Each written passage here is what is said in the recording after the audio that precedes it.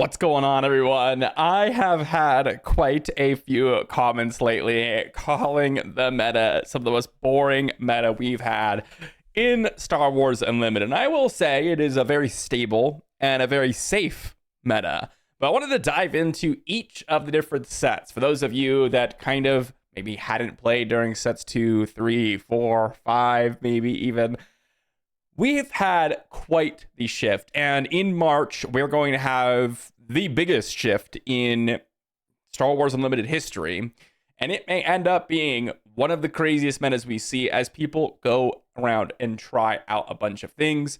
So let's see how the game has evolved since back in set 2 with all the suspensions, the new set releases, etc. A huge thank you to my patrons over on Patreon, and let's start ourselves back in set 2.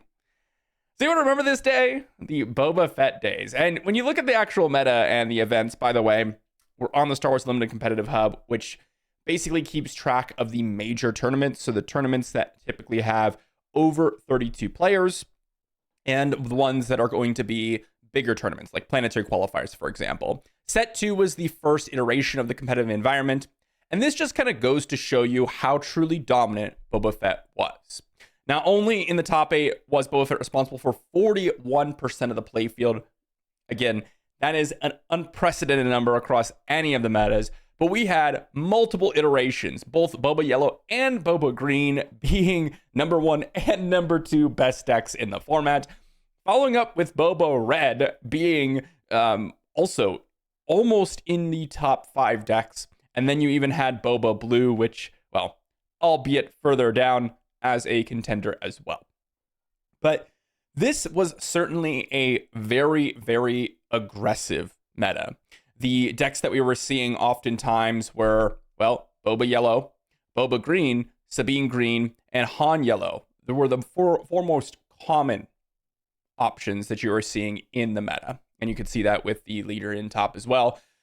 Boba Yellow, very, very aggressive in essence. Although you had the ability to kind of be very disruptive, this was a leader that, because of the additional resources you were acquiring, could deploy more units to the board and be more obnoxious through the disruption. Because you had that 4/7 leader deploy, you were ending games very, very quickly. Cunning, Surprise Strike, you had the 4-Lom and Zuckuss combination. You had Boba Fett's armor released in set 2. This was a crazy time. Boba Green wasn't that much slower. But it seemed like, oh, we're playing kind of a ramp deck. We had Super Laser Technician, oftentimes resupply in the deck. But actually, you were putting on a lot of pressure with your cards. And then you were ending the game oftentimes with your Mauls or Darth Vaders. So the 7 resource Maul would come through, overwhelm through, and close out the game. It wasn't really a sort of controlling, very long, sort of mid-range / ramp deck. It was what I would consider a traditional mid-range deck. Lots of high-value plays that kind of outclassed your opponent. And then, of course, Sabine Green, with set 2 release, you had Podameron and Wrecker come in, and it was a very aggro-focused deck that could actually extend into the turn 4s and 5s without being too far behind, because you had Wrecker and Pose as that one trick with the ECL to kind of come back. And then you had Han Yellow, which, similar to Boba Yellow, was very disruptive, very aggressive. You were getting some very, very big 7 resource plays down. But at this time, you also had the Tech DJ combination that was starting to come into field. And this was obnoxious, okay? This was obnoxious. So when I hear, oh, set 6 being the most boring meta, I will say this was definitely more exciting in terms of disruption, all the incredible plays that you could be making, completely annihilating your opponent, but it was obnoxious. In certain games and certain decks, just felt like unplayable. I mean, if you look through here, there are so many leaders that are just the same. And that's partly because we didn't have a lot of leaders, but like 1, 2, 3, 4, 5, 6 variants of Boba just on, well, the top, 20 lists or so. That is crazy. Not only that, but you also had multiple variants of Sabine. You had multiple variants of Han 1 and Han 2, and that was kind of the meta. It was very disruptive. It was very aggressive. The closest we got to more controlling decks were Bosk Blue and Kira Green, which are shown here. Rey Red was a little bit more slow, but Tarkin Town and an early game pressure while you did have the restoration and you were going to get into that mid game where you did have like Lukes and potentially redemptions in the deck and create dragons to close out the game, well, Tarkin Town made it so that you could compete in the early game, because otherwise you were struggling immensely. Bosk Blue was really the true controlling deck, and there wasn't really a whole lot of I'm going to outvalue with huge value plays like we do now with Kellerin Beck and Home 1. As we move on to set 3, well, kind of a little bit of a shift. We had, obviously, no Boba Fett now, because big suspension came in, Boba Fett was gone, which shook up a lot of the game. As you can see here, another leader had a pretty significant portion of the meta. Han being 22%, Han Yellow specifically being 16%. We also had Han Green, and even a little bit of like some other Han variants. But the top 5 decks were all pretty aggressive. Han Yellow, same story. You had a very aggressive start. You had the DJ tech combination to disrupt your opponent's resources. You were getting some big 7 drops down early. And overall, you were just ending the game quickly because you could deploy so much more powerful things early on in the game with Han's action. Sabine Green, really nothing changed for set 3. Really nothing changed for Sabine Green in set 3. Some decks were running like Yularen. Some decks were incorporating like a couple other cards. For the most part, though, it was literally the exact same list that we were running in set 2, with maybe 2 to 3 cards difference. And it's the same story. Very aggressive oriented, could get to the turn 4s and 5s and still compete because of Poe Dameron and Wrecker. But we had a new addition in the 3rd and 4th slot, and even with Anakin, in Jango and Quinlan. Now, this started to shape the meta for a little while.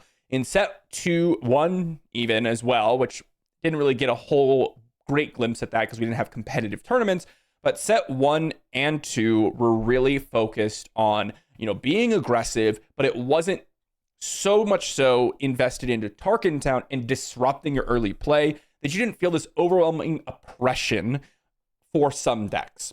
Okay, Boba Fett was so strong that it just kind of neutered so many other leaders, but come set 3, we had so much focus into Tarkin Town and how valuable that base is that we actually saw just so many decks that weren't able to kind of get their feet underneath them, either by them not playing Tarkin Town themselves, or maybe them going for a little bit more of a slower strategy, more mid-range. They just couldn't do it. Mid-range almost didn't really exist in this format. Even with something like Boss Green here, which did have the capability to play some of the bigger plays, well, what ended up happening is you were just exploding out because of the double claim on bounties. You weren't really playing this like high value, I'm going to go ahead and play good plays and kind of match you play for play, but then get a little bit more value out of it. It was, I'm going to drop some bounties. I'm going to get mass board progression or mass resource progression and then just overwhelm you. It was honestly the closest we had to like a combo deck, in my opinion, than other things, just because of how powerful Price on Your Head is, how powerful Bounty Hunter's Quarry was, those two specifically. And then Jango and Quinlan, these became the de facto most annoying leaders alongside Han Yellow. Han Yellow, mainly because it's been in the meta for so long at this point. People were sick of DJ, sick of getting cunning out of the game. But then Jango came around and Quinlan, and suddenly you could never play an early game. Or you guys were just trading off early games because of Tarkin Town. It really changed the game up. And again, it was definitely way more excitement in the early game. It didn't stall out by playing kind of soft plays in the early games or kind of weaker options. You weren't race supplying all that often. I mean, of the 5 decks here, Bosk is the only one that was playing resupply, right? There wasn't a whole lot of focus on ramp. We had a little bit more of the mid-range style as you go down further into the groupings, such as Anakin Blue was a little bit more mid-range, definitely using those Lukes and using the Anakin action. We had a little bit of hard control in Bosk Blue, but you could see overwhelmingly, if you were just to look at these top 5 decks, right, you were looking at about 50% of the decks being very aggressive oriented, trying to take control of the early game, or very explosive in terms of 1 or 2 card combinations that really make their deck just absolutely unbeatable. For Han, it was the DJs and techs, and for Bosk, it was those Bounty Hunter Quarries and Price in Your Heads. If you were able to get those early and quick, it just felt so oppressive. During this time, also, we had Triple Dark Raid becoming a problem. And as we dive into set 4, this is where we see it really, really shift. Now, this is post-suspension. If we look at set 4 meta overall, you'll notice that, well, Django, while he has a better showing, was banned so quickly that most of the showing was just in the few first tournaments.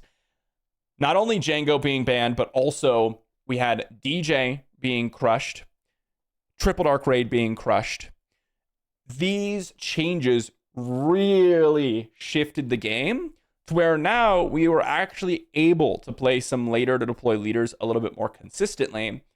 And this is where the domination of Kira, and I say domination lightly because what you'll notice is in set 4, the highest percentage of the meta was Kira at 14% for a leader, and, well, a little bit over 14% for the leader, and a little bit under 14% for the leader and base combination. This is where Data Vault came in. So now we have ability to get extra HP on our bases. We had Colossus introduced. We had Data Vault introduced.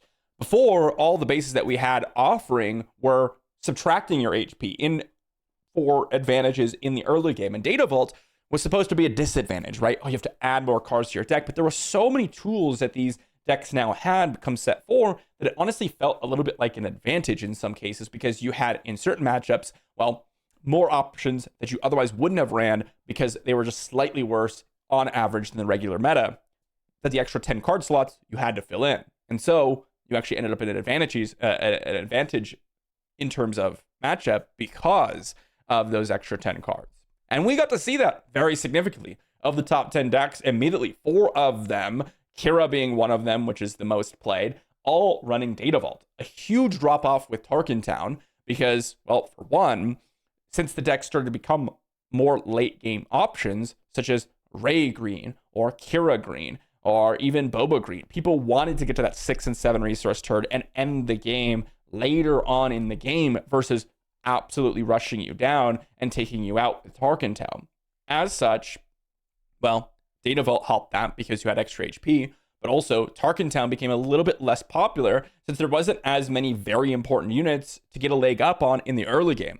Does that mean Tarkin Town was gone? Absolutely not. Cad Bane and Quinlan still stood the test of time, but we did have some interesting other leaders that really were opened up because of the lack of absolute domination that was stealing an opponent's resource or being hugely aggressive in space and wiping out units.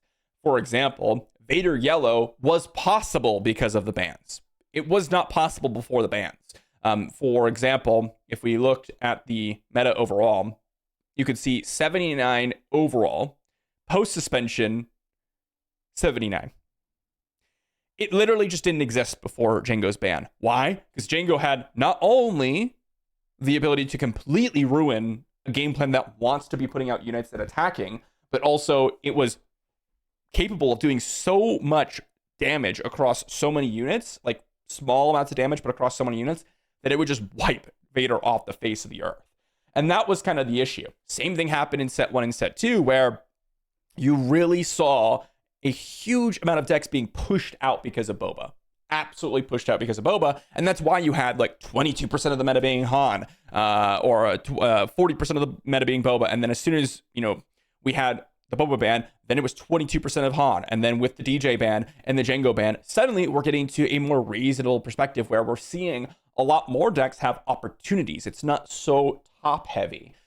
That said, while set 1, set 2 were much more like very aggressive styles, set 3 and partially of this set 4 being disruptive towards your early game and then being able to take that and leverage that into an advantage, we started to see a shift towards the mid-range, a little bit more controlling decks, and even some go-wide options that are not ending the game extremely quickly. Like, Vader Yellow is still a reasonably aggressive deck, but it ends the game on Vader's deploy, or maybe even the turn after, with a huge clone combat squadron. And if you have enough disruption in the beginning, it can take him a little bit time to ramp up, and I say ramp up as in creating a bunch of units, not actually ramping resources, before you actually see an end game with Vader Yellow. As we move on to set 5, and this one's interesting because you also have a pre-suspension and post-suspension, and this is the biggest shift that we saw. Before suspension, we were seeing, a ton of Quinlan red. We were seeing a huge surge of indirect damage with Boba green. We were seeing like a sort of mid-range dominant deck in Han blue with being able to draw cards and getting into the late game. We saw some combo potential with Kylo Tarkin Town. We saw, some controlling decks like Iden green and Kira green still, doing some absolute work. Then Force Throw gets banned. And you'll notice that of these decks here, we had 1, 2, 3, 4 decks really affected by it. Kylo Ren, obviously, really focused in on those early game disruptive elements. Anakin Blue just had Force Throw as a way to have some early options so that you can get to the deploy for Anakin. Quinlan Red being an absolute menace with Tarkin Town, similar to Kylo Ren, just being super disruptive and using that Force Throw to overwhelm your opponents. And then Han Blue, similar to Anakin Blue, just using it as kind of a removal option to get you later on in the game.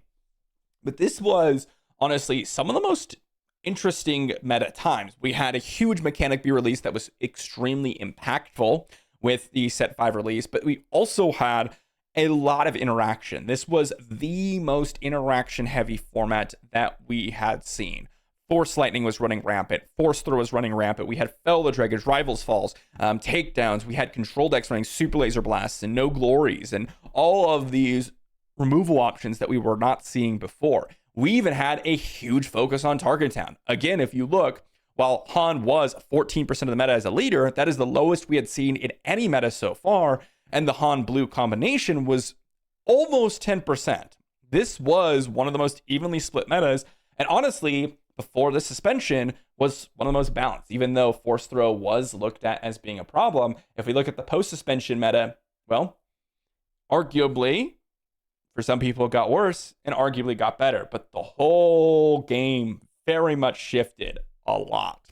We started to see, well, a resurgence in Han because Force Throw was so disruptive. But if you look at the percentages, yeah, Han as a leader went up in totality, but in terms of deck balance, it went even further less dominant. 9% being Han Blue, and that is the number one in terms of, well, showings for the combination. If you look at the winners, yes, it was 16.7% Han Blue, but generally this is a little bit more of a bigger sample size, and you got to see some other decks show up.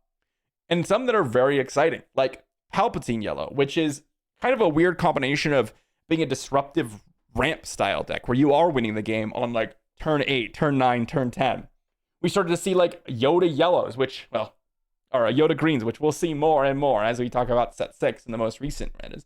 We had, the sort of mid-range, very much a burn style deck with Boba Data Vault. We had the controlling styles like Kira Green. We still had Han Blue in the meta being number one. We had a very, very aggressive ramp style strategy where you're getting a ton of value with Han Green as well. Gar Saxon with ECL with the very, very powerful new Darth Vader coming into play. We did get to see a healthy amount of ECL, a healthy amount of Tarkin Town still into play. We had to see the Force bases come into play.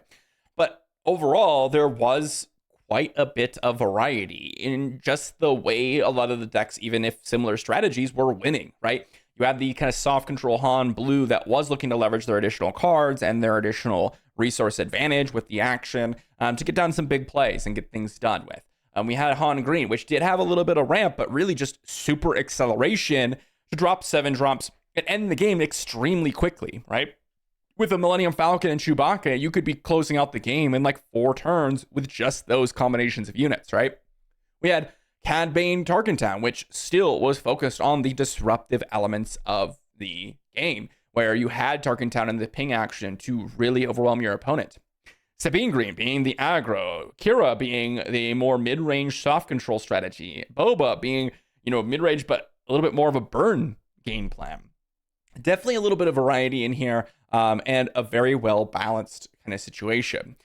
But this, out of all the previous metas, oftentimes people look at set 5 as being one of the best metas, one of the most exciting. And I will say, if we look back in, again, set 1 and set 2, it was very Boba dominant, and it was so early on in the game that it's hard to tell whether or not it was, a meta that was truly, truly exciting. especially since Boba Fett was so dominant. Maybe if we had a meta that, or a game where Boba was banned and we got to see set 1 and set 2, it would have opened up a lot more.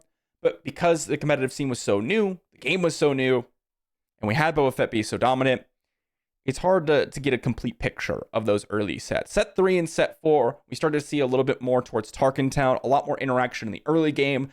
We got to see a lot more combinations between leaders. And then as set 5 came around, we got to see this huge shift because of the force mechanics really, really doing a lot for the game. And we got to see a lot of variety of decks pretty evenly split. And then we go into set 6. And there is a reason why a lot of people considered it to be the most kind of boring meta. If you look here, first off, Tarkin Town's pretty far down in the top 10 lists.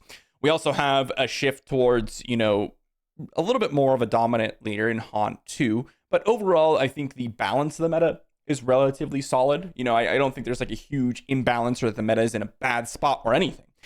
Just kind of looking at what is actually the gameplay patterns of a lot of these decks. The top 2 we've got is Han 2 ECL and Yoda Data Vault. Now, I think Han 2 ECL actually is a little bit more aggressive than people give it credit for. Having ECL and Poe Dameron and Wrecker and those types of cards can end the game very quickly, especially since you're deploying such powerful cards so early on. So it actually is a little bit more aggressive, but it's not quite to the same realm as Sabine was. Yoda Data Vault, absolutely the peak sort of ramp into soft control strategy. It is very much focused towards ramp. Han Green, still a little bit more aggressive. So we have a little bit of ramp introduced, but a little bit more of an aggressive strategy. Again, you can end the game very quickly with a turn 1 Millennium Falcon and a turn 2 Chewbacca and just ride that to victory. Because you've got that extra resource, you can end the game and basically no one can race you in a lot of situations. Piet Red is like the full-on ramp value deck. The full-on ramp value. Like, you don't care about your early game at all. Like, if you skip plays, no worries. If you got ramp and you got Ruthless Raiders or resupply carriers into Devastator, you're going to do well.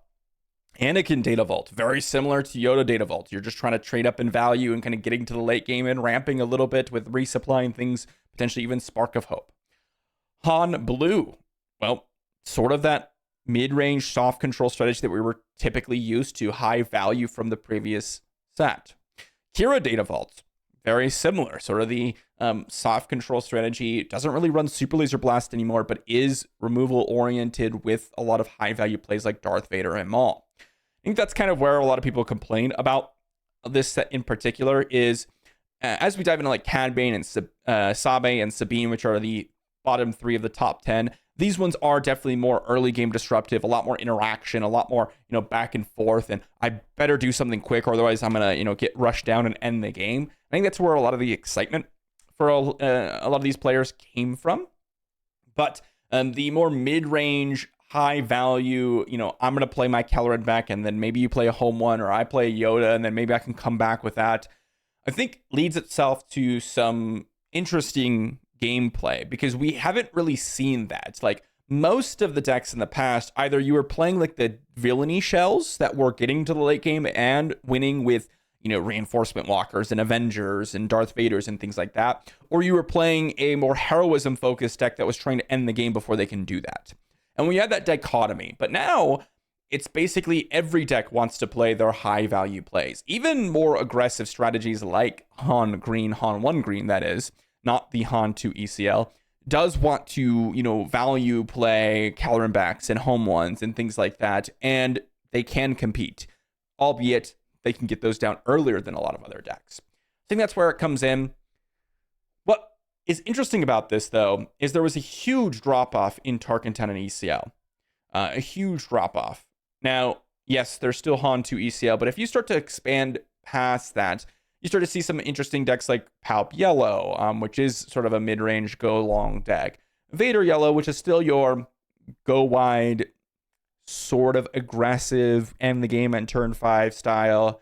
Chancellor Palpatine Data Vault, Kylo Data Vault, Rey Data Vault, Han 2 Data Vault. All of those are, I'm going to reach into the late game and kind of get some value going and outwin or outvalue with my Caloran backs and my home ones, getting multiple units on the board and things like that.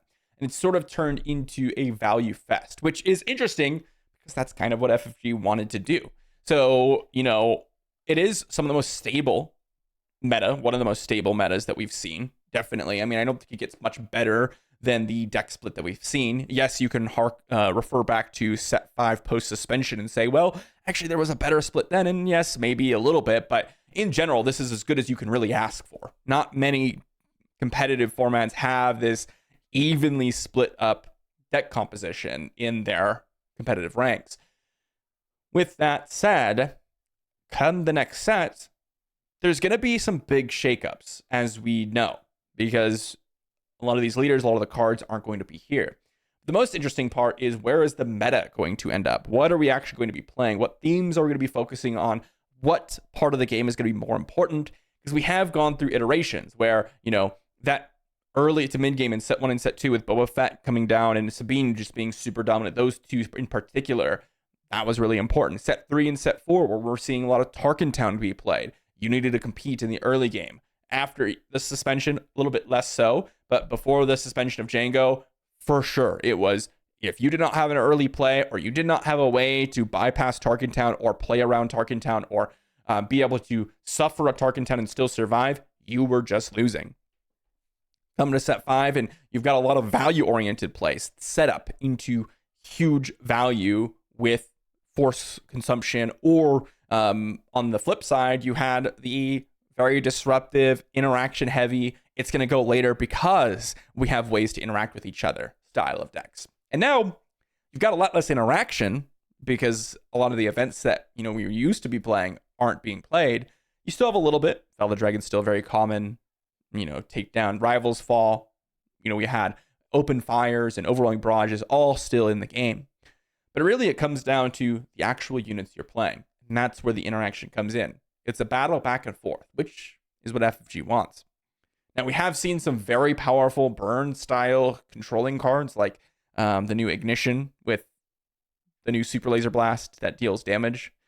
But so far, we haven't really seen anything that's going to move us away, I think, from these styles of decks. We're still early in the meta. The question is, where do we want to end up? Because I think, in essence, FFG has gotten what they wanted. They wanted a format where there wasn't like a huge focus to ending the game extremely quickly and completely dominating you with a bunch of Tarkin Towns. There isn't a focus on like super hard control. In fact, hard control is just non-existent here, right? I mean, the closest you get to like hard control is maybe like Palpatine Blue. That's like as close as you get, and it's maybe 1% of the meta as it shows here. So there's nothing like super focused on, I'm going to kill every single thing that you're doing, and then I'm just going to win with some late game plays. They don't have those huge outliers that we were typically used to. You don't have like the double red Kylos, for example, or anything like that. So now we're settling in to a very focused in stable mid-range format where you take an action, I take an action, they're both powerful actions, and then eventually whoever has the more powerful draws and more powerful actions later on wins. And that's obviously a gross oversimplification of some of the actual strategy involved. That's the overall game plan that FFG is looking for, and we've got it. As such, we will have to see come next set, because there's a ton of interesting new options. Dual aspect cards, ability to kind of play some of these combo-based strategies, really combine certain cards that otherwise would not have been able to be combined in previous sets. So while they've mentioned that they want to go towards this format, it's been so long that they've really commented on it that I don't know if they're truly even caring about that anymore. In fact, I think actually seeing a lot of the dual aspect cards and maybe going a different route could be more engaging. And that's kind of where the title of the video came from in the first place. We've got a lot of people that are maybe kind of over the command heroism. Take an action, I take an action, there's a sentinel, there's a Kelleran back, there's a home one, I kill both your units, you kill both my units, and we grind it out. Let me know in the comment section down below. Those are the overviews of the meta in time. Love the Star Wars Unlimited Competitive Hub. I'll leave a link to this site down below. Definitely helps kind of put everything in perspective and guide us through. Not only have I played through all those, but it can be sometimes difficult to remember exactly which leaders were truly as dominant as they are and which strategies were truly, truly exceptional. And I'll see you all for the next one.